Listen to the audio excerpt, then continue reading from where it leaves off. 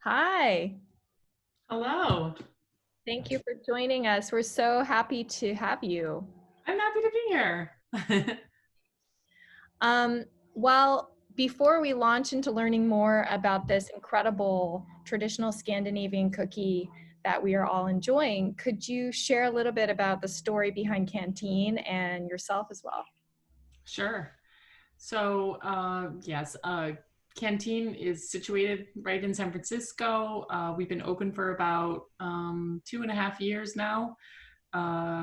Yeah, it was something that started on a dream when I moved from Copenhagen, Denmark to San Francisco, and went to go was starting to think about employment and thinking about what we wanted to do. And I had been a chef previously in Copenhagen and wanted to continue in the same industry, but had never had my own restaurant. So um, ideally, I wanted to find something that was just going to be a few seats, a few tables, very small. We could open and close at our, as we pleased. And we ended up just kind of getting taken away with the idea of we could do this and we could do that and everything. And then we found a great spot that really was able to capture where we could recreate a Scandinavian feel with beautiful lighting inside. And then we renovated the space and made it our own. So now it's a daytime restaurant where we have both bakery, lots of bakery items, breads, Scandinavian breads,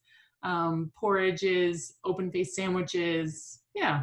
And we do a little bit dabble in a lot of the different countries, Scandinavia, of Sweden, Norway, Denmark. Yeah.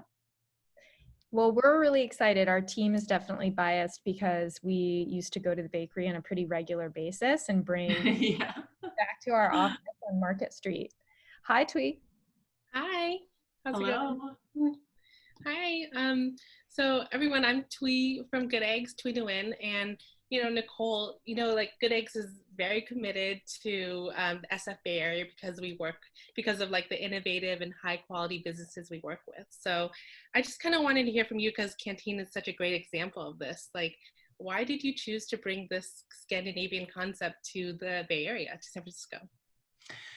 Well, the reason why I just thought there was such a great opportunity here. I had lived in Copenhagen for about 15 years, had started to raise my family there and so forth, and just saw that the food that we were eating there had not yet come to them. Nobody was doing it here in San Francisco, or very few places were doing it, and some people were doing it in a very traditional way.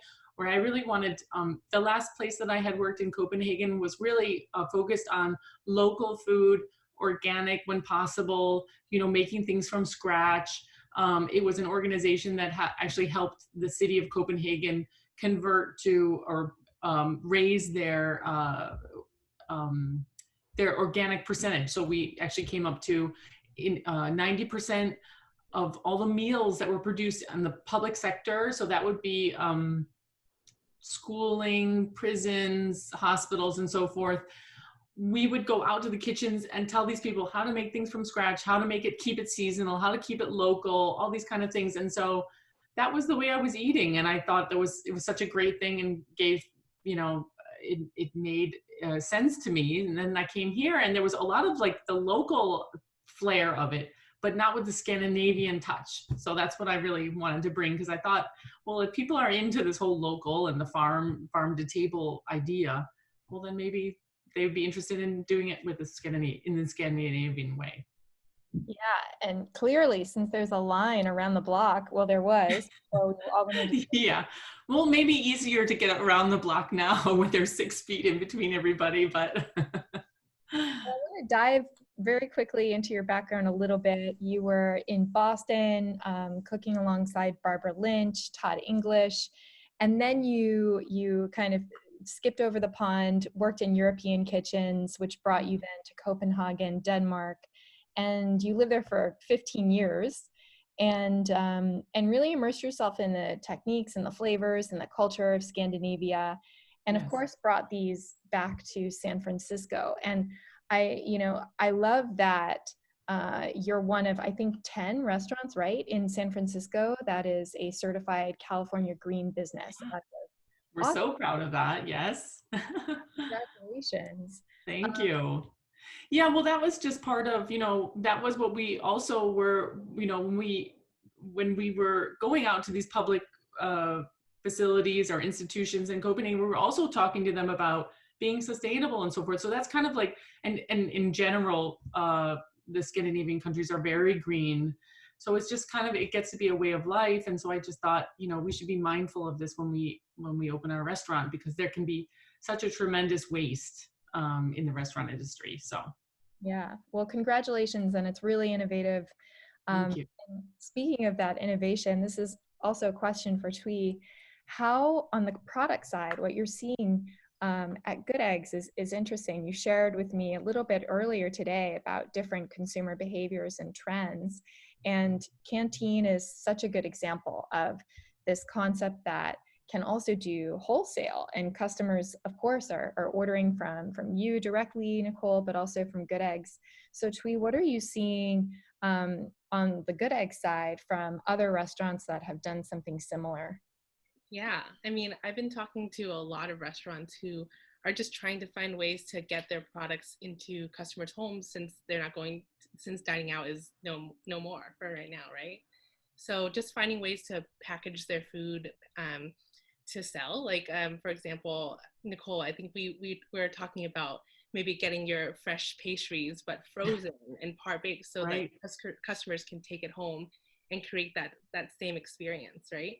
I think that's the trend I'm seeing. I'm also working with Reams right now with a similar concept, because they do Arab street food and they have fresh baked bread, but you can't get that right now. So what we're going to do is start selling it frozen so customers can partake it at home.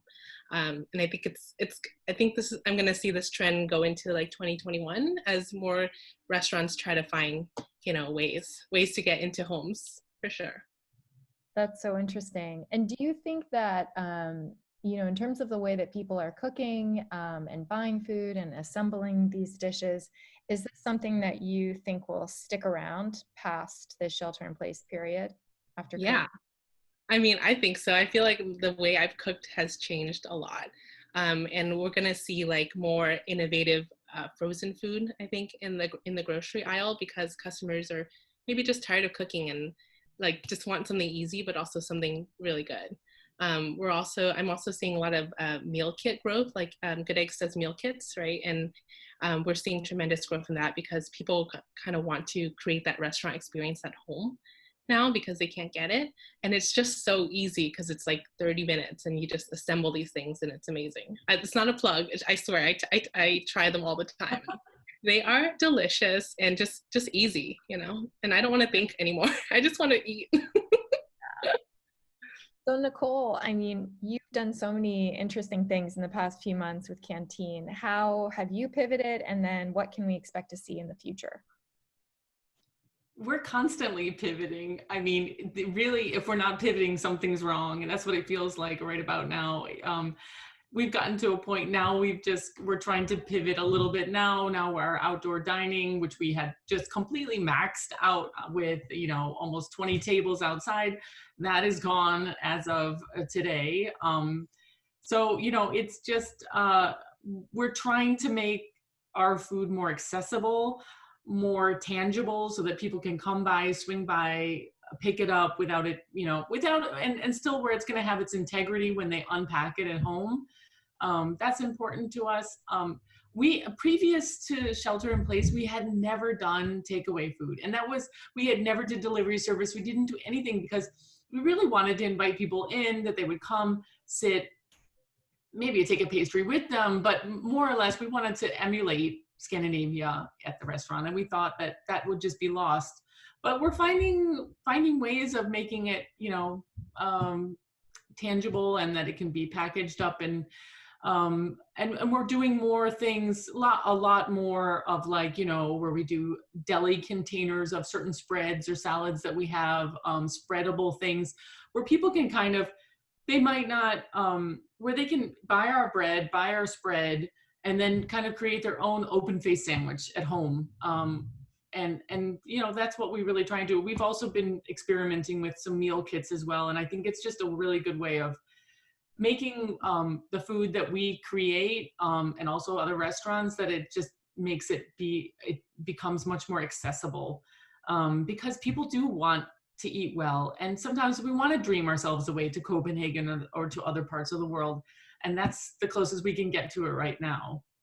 Yeah. Well, tell us about this delicious cookie that we're eating. Yeah, so the cookie itself is very traditional during the Christmas time. There are so many good baked goods to have during the holidays, just like there are in so many different cultures. But this one is in particular a favorite of mine because it's made at the bakeries, and traditionally it's sometimes made at homes, but because it's such a laborious and time-consuming cookie to make, a lot of people just go buy it at the bakery. So the idea is that you make a honey dough at the end of October, and that dough stands at room temperature and ferments, and kind of those flavors, you know, the flavor, the spices and so forth ripen as they sit in this container. And then you make, that's kind of like your starter for your dough. And what I really like about this cookie is that it's both functional. Sometimes people bake them, poke a hole through the top of the heart, put a string through and hang it, decorate their tree with it. Or, you know, and then of course it's edible. And it's just something that looks very unassuming. A lot of times you'll get them in Denmark, where they're chocolate coated as yours is, but then they'll put almost like little kind of nostalgic pictures. They're not edible at all. It's like a piece of paper. Like, it almost looks like wrapping paper with Santa Claus or kids in a sleigh or something, you know, kind of romantic. And they'll cut it out and stick it on the front of this cookie. And so it's really kind of, it's almost like an ornament in a way. But I really like the texture of it. That's the whole thing, is it's not supposed to be crunchy, and it's not supposed to be super soft, but it is supposed to be chewy. And that comes from all the honey that goes into it and is sitting at room temperature and so forth. So yeah, it's great. I love the spice blend. It's, you know, the beauty of gingerbread, but in a different, you know, not in a cake and not in a cookie, somewhere in between. Are you fermenting this dough? Like, have you been fermenting it since October, if you don't mind? Yeah, so we do the batches of it. And you know, I think it's hard to know at the beginning, either at end of October, how much you're going to be selling. So we've been actually adding on into the ferment almost as if it was like a sourdough starter, just kind of, yeah, making more and more batches. But it's a very odd item, that's for sure. And then there are two leaveners in it also that kind of give that airy, but at the same time dense consistency. Two leaveners that I was able to get some amounts of it brought over because I don't know how to do that normally. I don't know what I know the one is called pot ash, which is like, I don't know where I would find that. Maybe some odd grocer here somewhere in San Francisco. I don't know. Somebody's got to have it, but. Yeah. Well, we'll just order it from you. Yeah, right. Well, let's check out, we have a video of you making the cookies. Let's check that out. Yeah.